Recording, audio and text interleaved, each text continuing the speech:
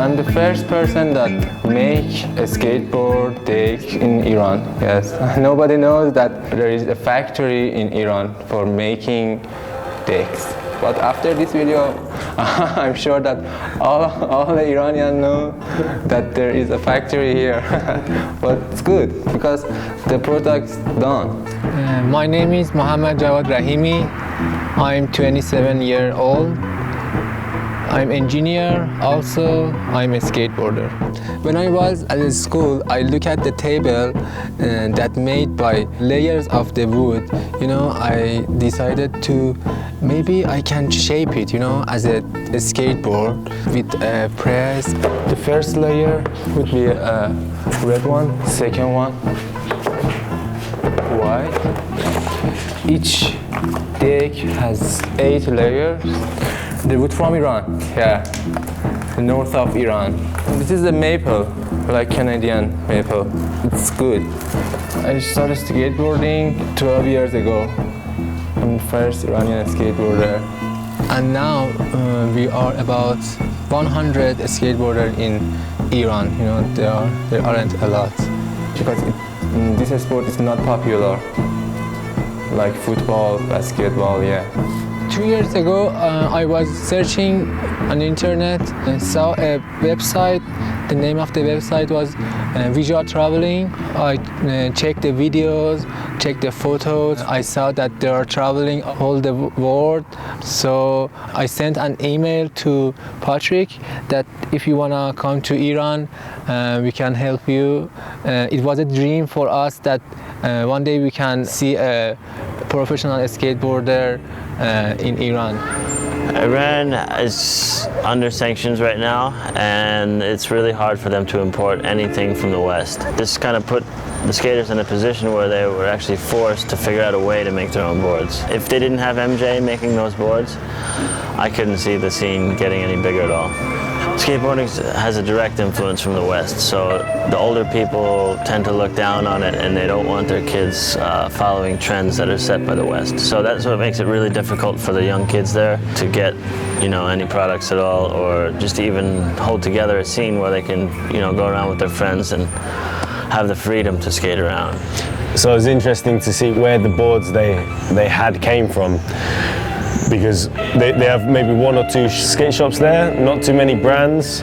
A lot of them are made in China, I think. We saw one kid skating a board made of solid steel, which was kind of crazy. It's an Iranian skateboard and it's made of metal. Solid. This is gonna last forever. It's pretty legit setup too.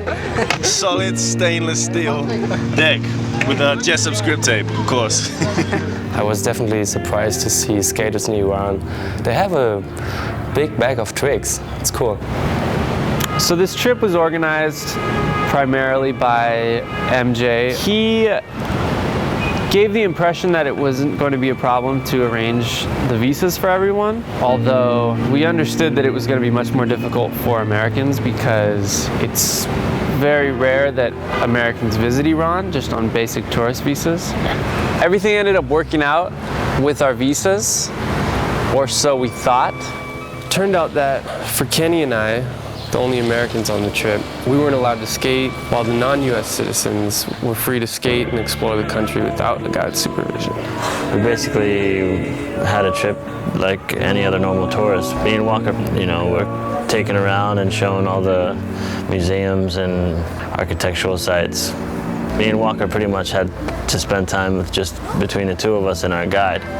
And he was like 67 years old and wasn't on the same mindset as the rest of us. Just being told what you can and can't do 24 hours a day, I mean, we had a babysitter the whole time. They want to show the Americans, you give Iranians a hard time when they come to America, so we do the same, and on the pretext we're going to take care of them, but it's to show them they're not really free in their country as well. So me and Ahmed, we're kicking it hard. Spending a lot of time together.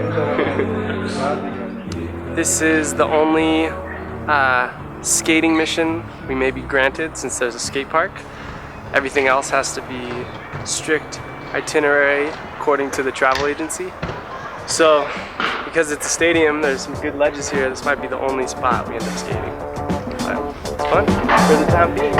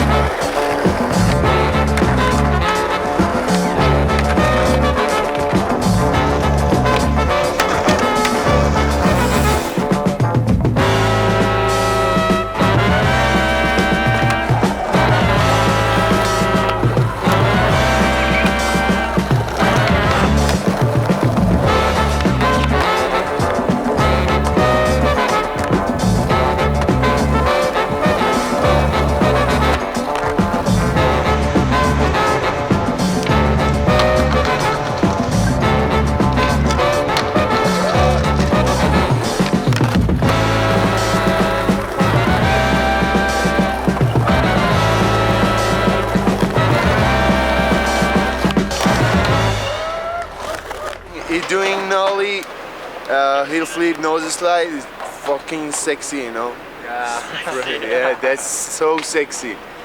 I never seen straight, you know, like face to face that trick, you know? I only saw it in the videos. That's nice.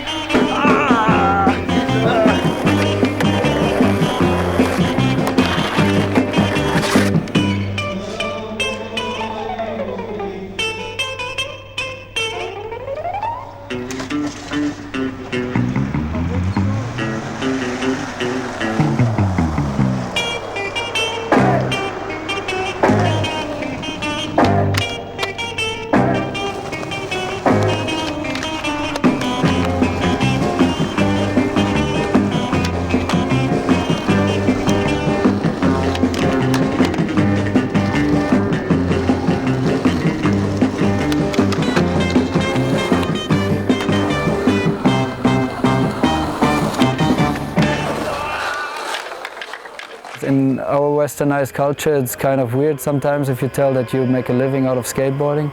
So I find it even more touching that when somebody in a conservative country like Iran still skates when he's older than 20, where all his friends or most of the friends have regular jobs, you gotta be really loving it, maybe even more than we do. To really stick to it, because the government doesn't really support it. To see that the parents of MJ, his father, helps him with the machine, they're supporting skateboarding 100%, and I find it really touching. And this is the best 10 days in my life, you know. I'm really excited, yes, about your trip and see professional skateboarder here.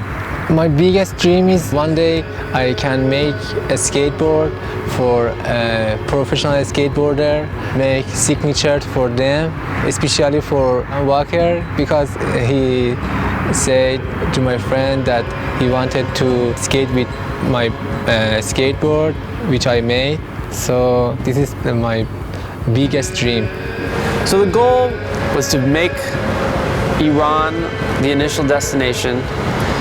From Iran, go to Turkmenistan, which we were actually denied. Half the crew were denied visas, so we didn't get to go to Turkmenistan. Instead, we went straight to Azerbaijan, and then Georgia and Turkey, which is the Caucasus region. You know, we wanted to be some of the first skaters from the West to visit Iran, and as a bonus, visit the countries around it. Just about to cross the border into Azerbaijan. Thought we'd get our last non-alcoholic beers, because we're really gonna miss these. That's Azerbaijan on that side, that's where we're going to. Yeah. Cocktail. Cock dealer. Normal. This guy's a cock dealer. You wanna buy some? Okay. Bye-bye. Bye-bye. Peace.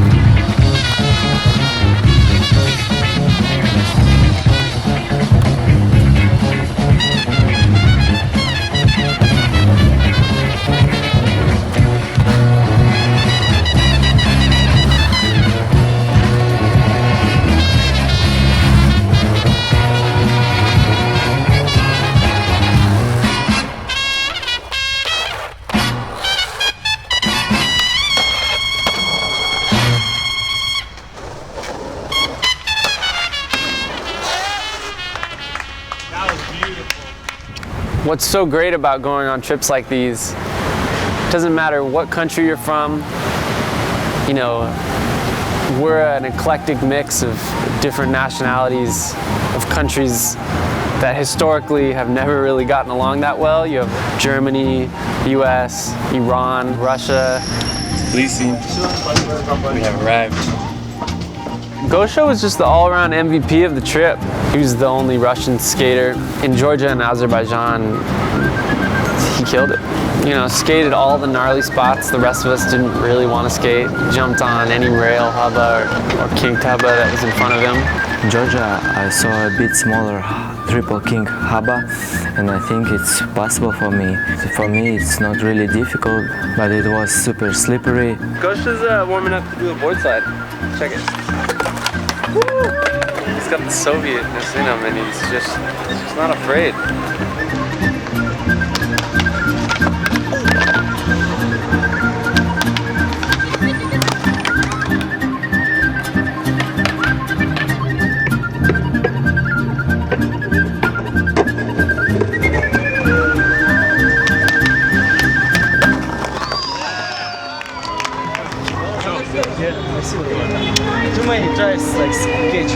Tbilisi is a very, very old city. The buildings are all kind of falling apart in a beautiful way.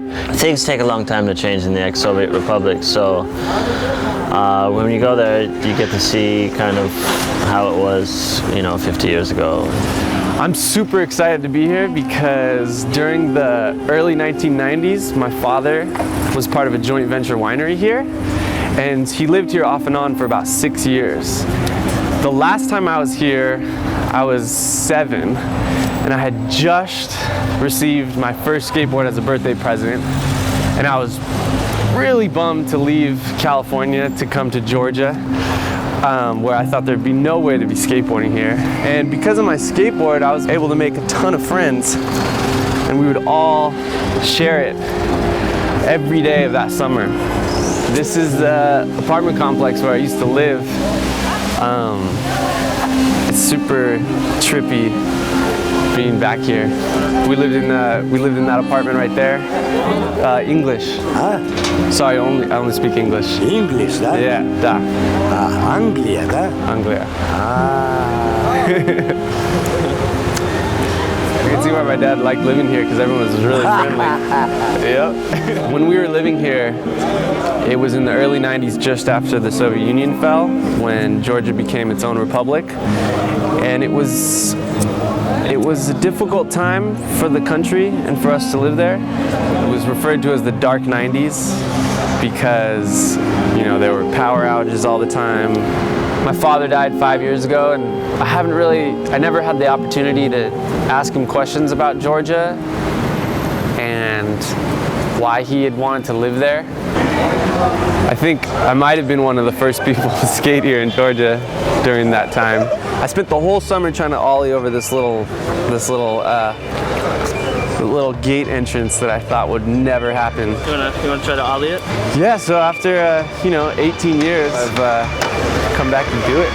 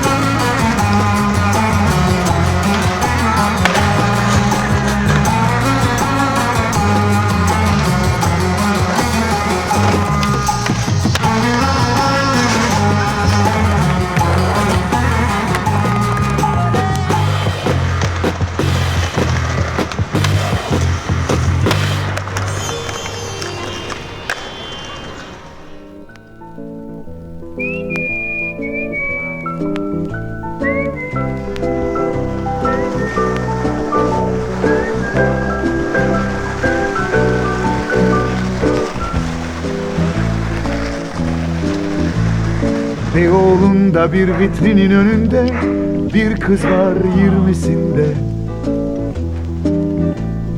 Dalgın ve düşünceli bir çizme 800'e. Kirill. Bankada çalışıyor, müdürün sekreteri, kardeşleri okuyor, bir o çalışıyor evde, bir de anneleri. And get in here. No, come on, Kirill. trying to shimmy up the sand rock. We tried to get a pack of cigarettes. I don't really smoke, but let's see if we can get them.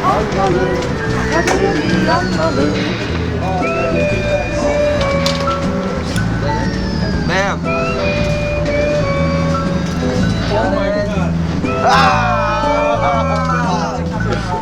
Çizmeyi mi almalı, kaderimi yanmalı.